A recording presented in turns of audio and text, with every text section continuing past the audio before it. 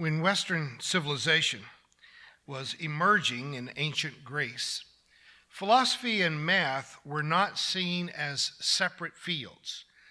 Pythagoras is someone you will read about in both an introductory college philosophy class, but also in geometry, because both are foundational to the study of logic. So even in philosophy classes, you will see some equations that look a lot like algebra. This might be a good time for me to implore our internet audience to stick with me. You might learn something today, but it's going to take some effort on your part. You folks are pretty well stuck here. That's trapped by tradition and good upbringing. You are unlikely to go screaming from the room, but on YouTube it's easy to just say I've had about enough of that. But the translation of this equation is if P then Q, if Q then R, therefore if P then R. A common way of teaching that logical syllogism is to say all men are mortal, Socrates is a man, therefore Socrates is mortal. And we have evidence of that because Socrates is dead.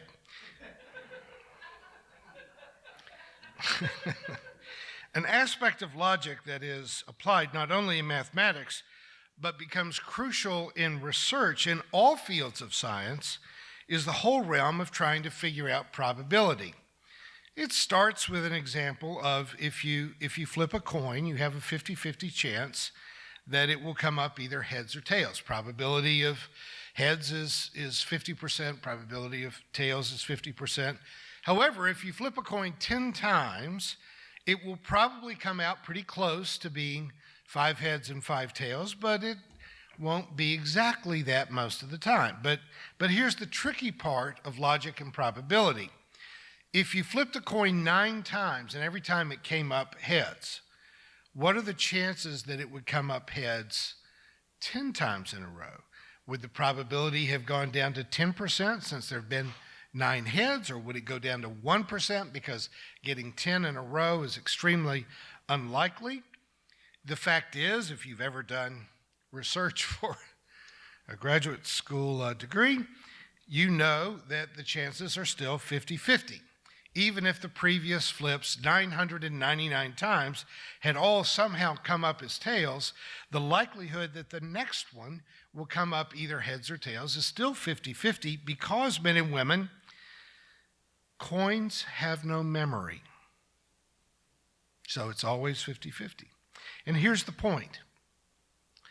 Philosophy, math, science, reality doesn't care what you feel. You may feel like the probability is much lower for a 10th flip, but how you feel about it doesn't matter, doesn't enter into statistics. And the corollary of that for theology is theology doesn't care what you believe. What you believe doesn't change the nature of reality. We're arguing that reality should influence our beliefs. But a lot of religious tradition is, I have a license to believe any silly, crazy stuff I want to. The very last time I went to a general assembly of the denomination that I'd grown up in and had been a pastor in for 30 years, I walked out of every session. And I published an article critical of this assembly that was it was in Texas, so I guess it's not hard to be critical of that, but it just happened to be in Texas that year. But I described the entire content of the event as being embarrassing. In a word, what I said literally was, in a word, embarrassing, in 2 words, embarrassing and silly. And that article got me a phone call from the general minister and president of the denomination, and I said, well, you were there. Was I wrong? And he said, no, you weren't wrong, but you shouldn't have said it. And you see, that that comes to the end of my relationship with denominations, that he knew it was embarrassing and that it was silly. He was a bright guy. I'd known him for several years, but we just had to disagree on whether or not we had to pretend that silly stuff is worth repeating. The reliability of any logical syllogism is, of course, rooted in the reliability of the original assumptions. And therein lies the problem of conflict between the world's religions. If Christians start out in their syllogism, their first statement that all men are mortal, if they start out with saying God wrote the Christian Bible, and Muslims have tended to offer in one way or another that God wrote the Quran, if you start with those as premises, then you're obviously going to come down to some dramatically different conclusions. Of course, if anyone believes that God wrote either one of those books, and you actually read them, which I think most Christians and Muslims do not, but if you actually read them, you would likely conclude that God's a couple of bricks short of a load. I mean, it reads, both documents read like schizophrenic writing because of all the internal contradictions and conflicts and insanity. But once you give up the notion that God writes books, especially particularly self-contradicting, confusing, and largely simply false books, then you're left with the problem of determining what to believe. Not just the question, what is true, but the more nuanced, what is probably true. Or even to put a value on it, how likely is it that this is true? You will have heard either a lawyer or a philosopher citing the rule that logic affirms that you cannot prove a negative. There's no circumstance in which anyone can prove a negative claim. I might tell you that angels do not exist. In fact, I will tell you that. Angels do not exist. And a traditional person of faith may counter, trust me, I'll get emails this week about this. You don't know that. You can't prove that they don't exist. Well, that's true. You cannot prove a negative. I have, unless I have seen everything that exists everywhere in the universe, in a speculative multiverse. If I have not personally searched every corner of existence, I cannot prove that angels do not exist. However, by that logic, I could claim that unicorns are real. And none of you can prove that they don't exist for the exact same reason that I can't prove that angels don't exist. So what is reality? Is reality just what we like to believe? And I have a very good friend who muddles around in these things all of the time, and when I mention reality, she'll say, whose reality? I'm like, oh, you can change reality like changing your shirt. Does that work with your bank? Because you can't balance your checkbook based on which reality you're choosing today, because your bank will insist that there is a certain arithmetic reality, and they will doggedly stick to it. If reality is based on my likes and dislikes, my personal beliefs and preferences, then angels can be real, elves, unicorns, dragons, even King Kong for that matter.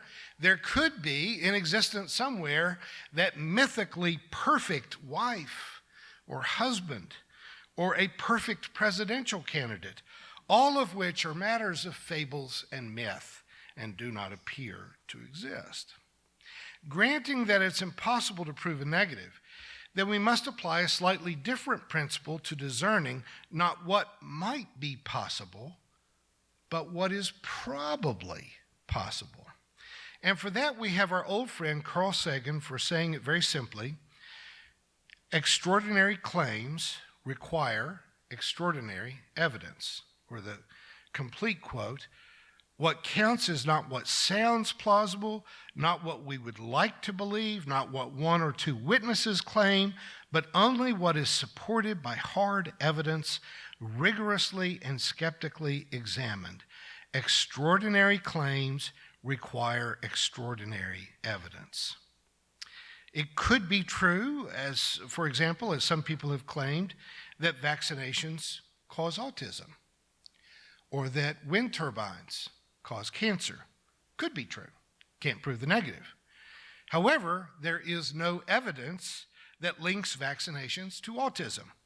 And there is lots of evidence that vaccines prevent polio, measles, mumps, rubella, along with a host of other dangerous childhood diseases. And we know that wind turbines don't cause cancer because Donald Trump says that they do, and he is always wrong. That last one in logic class would be called an ad hominem fallacy. I know it is, but I still like saying it, and you liked hearing it, so. Wind turbines do not cause cancer. So the more extraordinary a claim is, the more proof we should reasonably demand for believing it. It may seem impossible that a huge aircraft made of steel and filled with people and fuel and luggage could actually fly through the air. It still is mind-boggling when you're about to board one of those international flights that anything that huge and heavy could actually fly for hours and hours. But we've seen it. Most of us have been inside of them. I'm actually a pilot, and a proof of both faith and science is that I have piloted aircraft all across the United States. It is an extraordinary thing to claim, and yet in the miracle of modern flight, the evidence is in, and none of us have any reason to doubt it. We might very well doubt it if just one or two people claimed to have ridden in a giant metal flying machine, but we have compelling firsthand evidence from multiple sources as well as our existential experience. So when it comes to religious beliefs, how do we approach this matter of probability and evidence? It's a vexing problem because for the most part, the practice of religion has been an invitation to assassinate your brains and believe some preformed set of creedal beliefs or statements. You can be a Jew or a Christian, a Buddhist or a Hindu or a Muslim, and in each instance, you can break that down into many different applications. Christians could be Catholic or Protestant or Orthodox. Protestants can be Baptist, Lutherans, Pentecostals, or 1,000 variations all the way out to the more bizarre beliefs of Mormons, Jehovah's Witnesses, and Christian Scientists. But what if you just don't want to accept anyone's preformed, pre-prescribed list of beliefs? What if you only want to believe what has a high probability of being true? And while there's not an app for that, there is a formula, actually, that is remarkably helpful.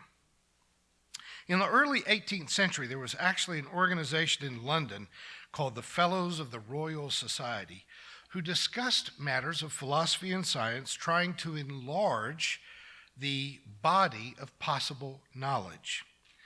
A member of the Royal Society, one Thomas Bayes, a Presbyterian minister, who was educated in both logic and theology at Edinburgh, proposed what we now call Bayes' Theorem, which attempts to put beliefs about probability into a mathematical formula, about which entire courses are taught in grad school. I'm sure several of you who had to do statistical research to get your last degree had to work with Bayes' Theorem. So, yes, it's both beautiful and terribly complex, and yet it fits neatly onto a t-shirt. I have one. I'm sure you do too. This formula is used in all manner of scientific research, but when we bring it to the realms of theology, which is what it was intended for. Bayes was a Presbyterian minister. He, 300 years ago, was saying this is really how we need to think about faith. We have to assign numerical values to the evidence that we have to support any particular religious assertion of truth. Now, this is not something I work with regularly, so if I say too much more of this, wander any deeper into the woods, I may never find my way out again, and I suspect our audience may be experiencing some of the same hopelessness But let me sum it up in this way. The probability that any belief, call it A, is true, is predicated on the strength of the objective evidence that can be known, B. Not what you wish, not what you think you have personally seen that nobody else saw, something that can't be repeated, something that can't be photographed or tested. The probability that any belief, A, is actually true is based on the reliability of the evidence offered, B, such that the strength of our conviction, how much do you believe it, how much weight do you put in it, depends on the strength of the evidence that supports it. A lot of Christians would say that they trust God is going to take care of them and provide for them, and I always say, then why do you have a spare tire in the trunk of your car? Well, they know that the probability that God will keep them from having a flat tire is not a certainty. They may assert that it's 50% or 60%, but it sure isn't 100%, is it? Churches have often applauded those who believe without evidence. In fact, there are passages of Scripture that go directly to that point, where in the Gospel of John, Jesus says to Thomas, "Blessed are those who believe who have not seen." And who am I to object to Jesus, except I don't think that Jesus actually said that. I would like to object. Believing without seeing leaves one on very thin ice, logically, and it leaves you with a fairly sketchy connection to reality.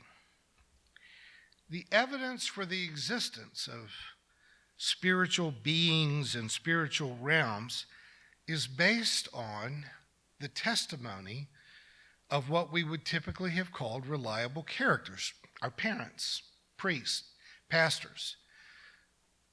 But when you scratch the surface, they are only repeating what their parents and their priests and pastors said. So where's the beef? Where's the evidence? If you're going with belief A, what evidence do you put into B in that formula? There are those who claim to have seen angels or ghosts.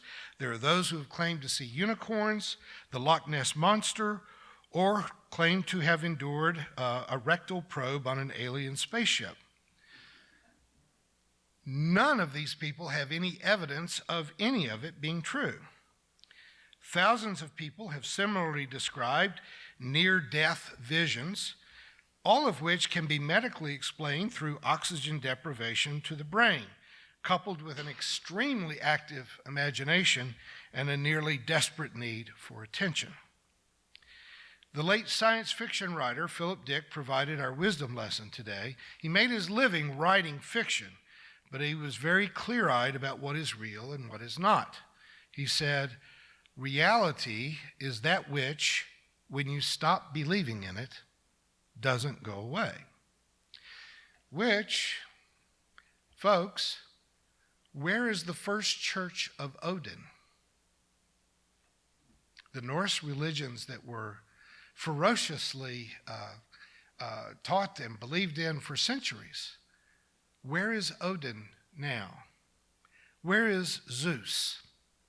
We may decorate our homes with artwork and images that reflect ancient Greek or even Eastern religions, and I'm not sure we should do that because there are people that still venerate that. I mean, like, should we really have Buddhas in our house as decoration? We would be equally offended if Chinese put some traditional Christian art as decoration in their homes. I remember hearing a Chinese poet make the observation that you Westerners put your cheapest aftershave in a Buddha-shaped jar where you screw his head off. Imagine if we did that with a crucifix. Reality, however, does not need a religion to maintain it. The odd thing to me, however, is how religious people will look at facts and just kind of cross their eyes and say, "I don't believe it," as if reality was determined by personal whim or preference. Again, try balancing your checkbook that way.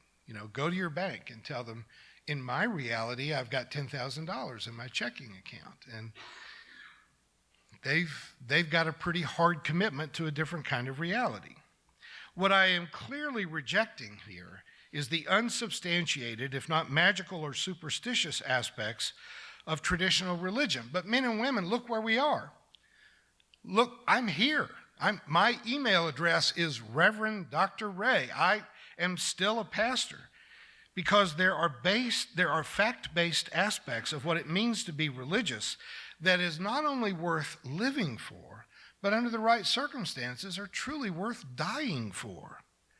Where most religious people can find agreement is in the claim that real faith, whether it's Christianity, Islam, Hinduism, Judaism, or Buddhism, is about love and compassion.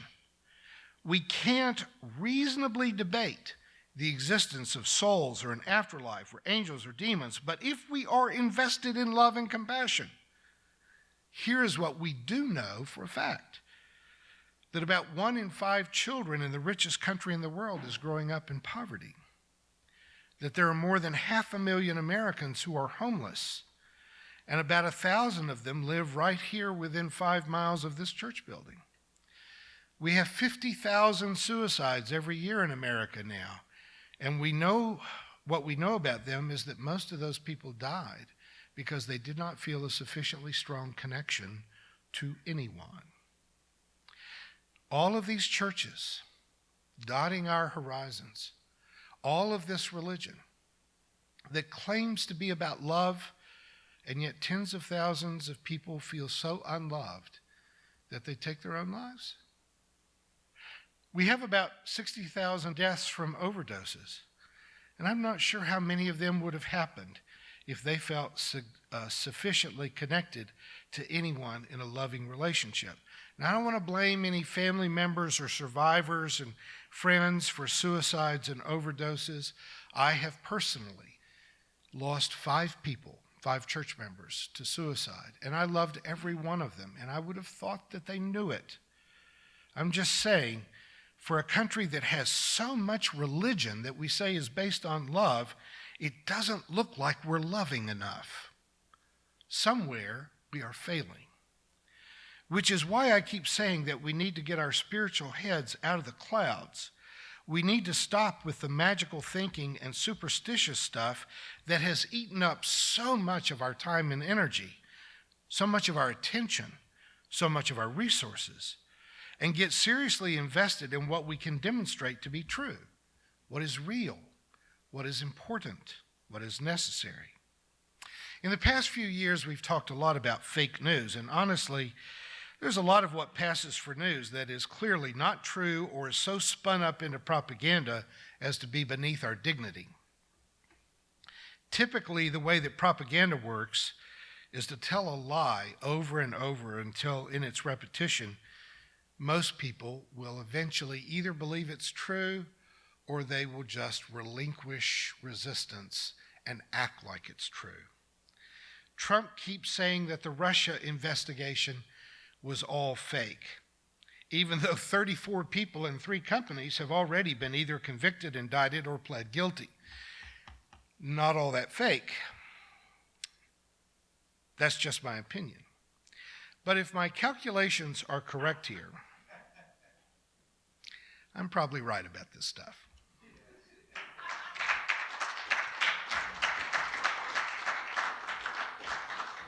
Thank you for watching our videos. We are entirely dependent on the donations of our listeners and members.